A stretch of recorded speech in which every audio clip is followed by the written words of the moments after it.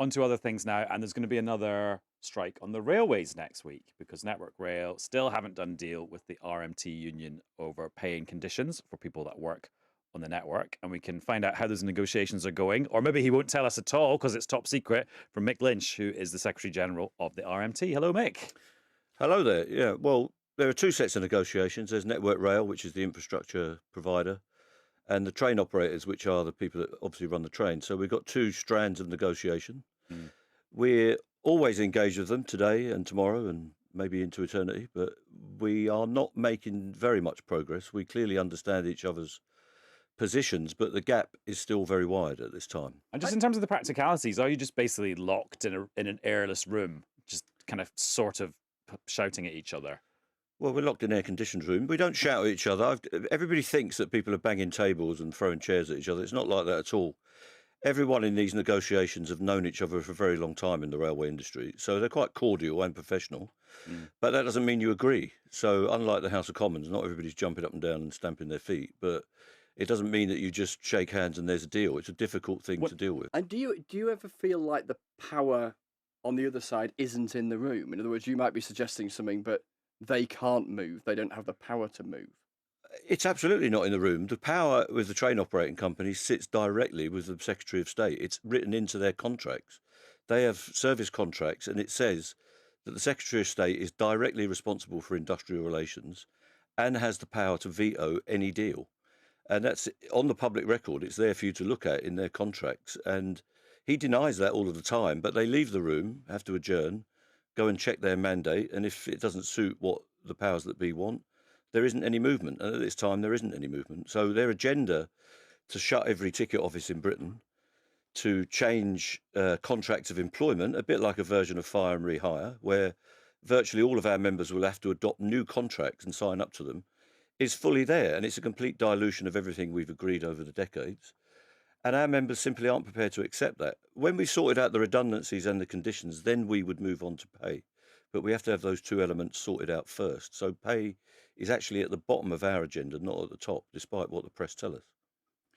Well, let's dive into some of the details then, because, yeah, you're right that so much of the focus is on that number about what the pay award would be. So is it true they want to shut every train ticket office in Britain? Absolutely. Every single one?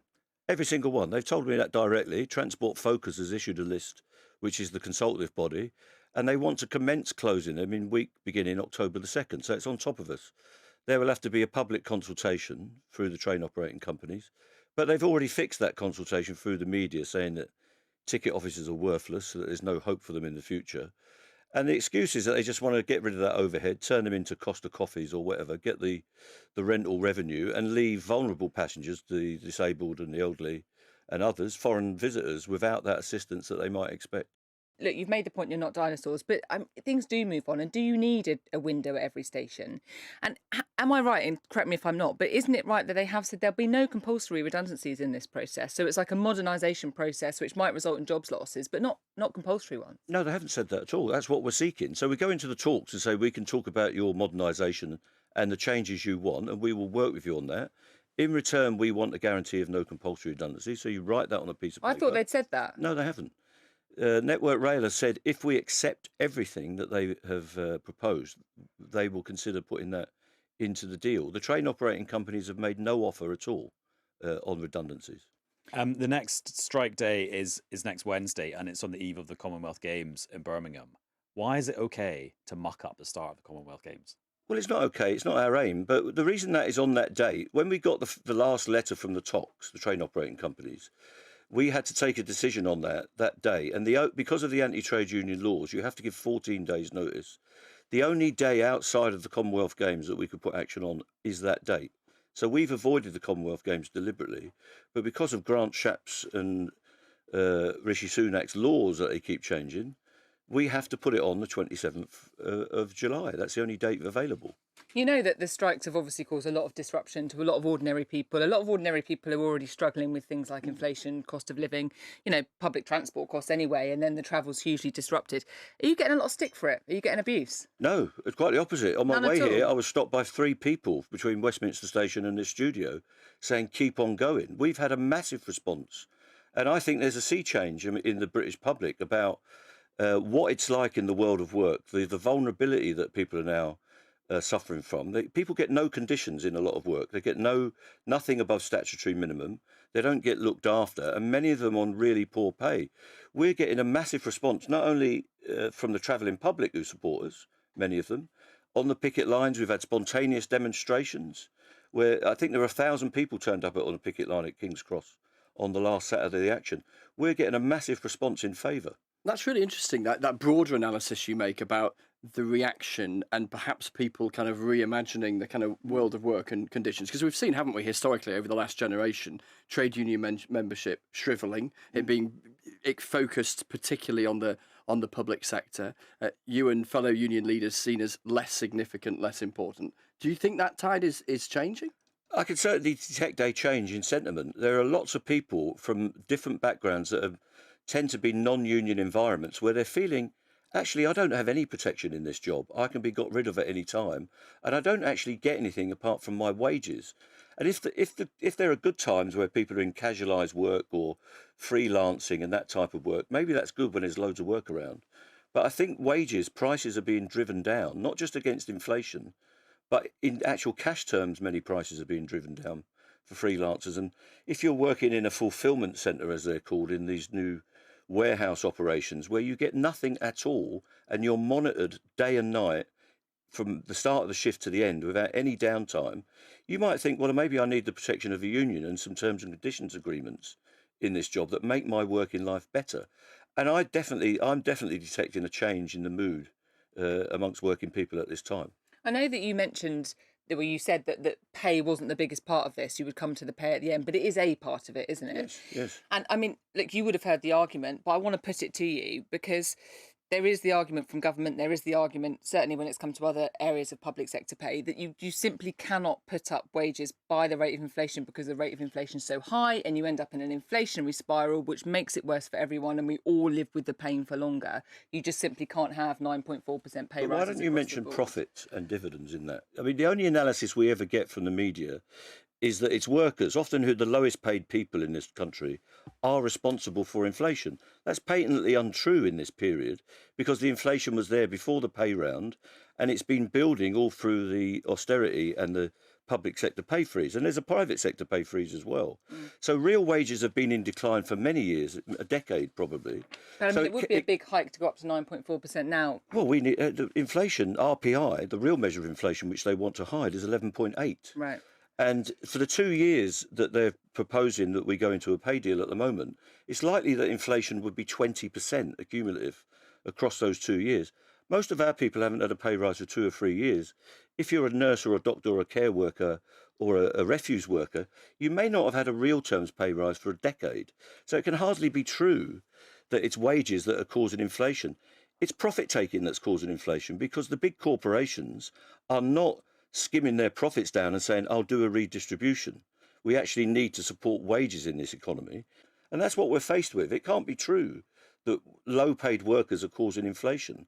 The problem with low paid workers is they haven't got enough money and it needs to be resolved through the pay packet. Who would you prefer, Prime Minister Sunak or Prime Minister Truss? Well, I obviously don't want either of them, but I think Well, there's a real danger. one of them, so There's a real danger at the moment, I think, in this Tory contest. I think we've got a hard right cast of people. Is that a Yeah, reasonable I think these are characterisation? extremists. These are people that are saying we won't, virtually on the edge of saying that tax itself is abhorrent. And tax is a good thing in a progressive society. Tax is the means by which you create equality. And they are more or less saying to basically... You must be like a Rishi Sunak man then, because he's the one saying... Well, Rishi Sunak would get it back. I mean, they never put progressive taxes. Most of the taxes in this country are raised through VAT. And he wants to put corporation tax up. He wants to whack the profits of the people you were just complaining about. Because what you can do about corporation tax, if you want to avoid it, you can reinvest in your workforce and through research and development and retooling your company and creating more workers. That's the whole point of a corporation tax. That you avoid it through a progressive means by saying, I'm going to get loads of apprentices, I'm going to bring in a more diverse workforce, I'm going to create job opportunities. because then it hits your profits, and you only pay tax on the profit. The thing is that, I mean, you caricature this race as being one where tax is apparently abhorrent. I mean, tax is higher now collectively than it has been in decades and decades and decades. So is government spending by any modern comparison of any political party. it has to be. That's the sort of thing you'd love if it was delivered by a Labour government. Tax needs to be high. But what we've got in this country, and this is never remarked on by the media, even yourselves, those of us that are on PAYE cannot avoid tax. We pay it out of our wages every week. There are many, many people in this country avoiding tax like it's some kind of disease. Now, in this whole process, you've become a bit of a celebrity, maybe even a bit of a pin-up for some people. Has it been quite fun? No, I mean, my job is to get the job done for my people. My stock apparently is up there on social media. I don't know what half of it is. I'm too old. I never knew what trending was 2 weeks ago.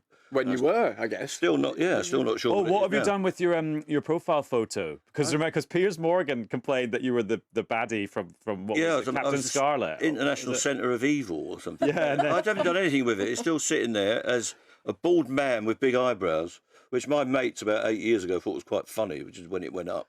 I suppose You look like the Hood, but Yeah. I mean, that's the level of journalism we've got, and the present company accepted. what intrigues me It's a here different is channel. It's a different channel. Yeah. what intrigues me here is that I guess there's two roles for someone like you as a union leader. There's the skill of negotiation and the crucial business of getting a deal for your members. But then, particularly around a big high-profile series of strikes, there's the public image stuff and there's the talking to us lot stuff. I just wonder how you found all of that and this kind of soaring of your own profile. I know it's not about that. Your focus is on your members, but I just wonder personally how you found that. We just get on with it. I have the Daily Mail outside my house. Do you? Every day? In the run up to the strike, I had my own personal photographer for about a week, following my kids to work, following my wife, phoning relatives in America and all sorts of places. So there's all sorts of shenanigans going on, but you just got to push through. My attitude to all of this is answer the questions as straight as I can in a conversation with you and anyone else. And if they ask dopey questions, I'll tell them it's a dopey question. Well, if they ask me a reasonable we can question, believe that after the I'll last 10 try minutes. to give a reasonable answer and engage in what they want to know. But if it's really vapid and stupid, they're going to get treated. It's going to get knocked over the boundary if that's the chance. Well, so I hope you don't think this is a vapid. Yeah. I probably think this is a really vapid question, but I'm just intrigued because of how the media works. Is there something you've had to stop doing in your life because even though you know it's legit, if it got papped and put in the mail, you know that they would misinterpret it and it would harm your cause? Well, you'll be pleased to know that I've got the most boring regulation life. I'm a very traditional person, and I happen to have, traditional trade union, old Labour type politics. Now, maybe I'm just exceptional because that sort of thing has died out, but I'm hoping to articulate the case on behalf of a bit of fundamental redistribution of wealth and a square deal for working people. I think people have lost a lot of values, and I think the job of the trade unions at the minute is to re-establish some values about things like commonwealth, things like, and I mean the real meaning of commonwealth, things like shared values, shared economy, that the economy itself has got to be shared. That's the argument your movement's lost, though, isn't it? It has lost it, but it stopped pursuing it because it lost it in the short term in the late 70s and early 80s, but it's never gone back to it. It's been afraid of itself. Conservatism isn't afraid of its traditional values. And if you take this government now and the candidates, who I think are extreme right-wingers, they would not hesitate to jump on a bit of jingoism and nationalism and anti-migrant feeling, and they do it all of the time. And they would ride that wave as like surfers. What Starmer and others on the front bench have got to do is ride some kind of solidarity wave. And we've got to have a summer of solidarity, I think, about just the word redistribution of wealth. Wealth in this country is too polarised. All right, and there are too many people really struggling. Obviously, the Conservative leadership candidates would take issue with that idea of being extreme right-wing, but you're actually paying them a compliment, aren't you? You're saying that they have the courage of their own convictions, and too many on your side, on the left, simply don't.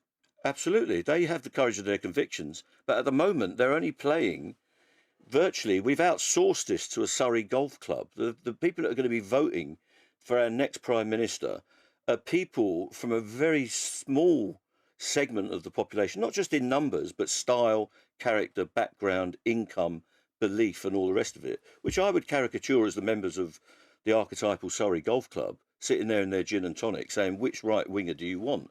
Which one's going to give us the most tax cuts for our lifestyles? And I think that's a real danger to democracy, because I think there's a big debate going on outside Parliament and outside the bubble. Starmer's got to find himself a way out of the bubble and Yeah. reconnect with people in all those red wall towns, working class communities, but middle class communities where you don't Yeah. share all this And- rubbish that the Tories are And putting. Mick, our debate has to end there, even though Okay. we could go on all night. Thank you very much. Thank you. Cheers.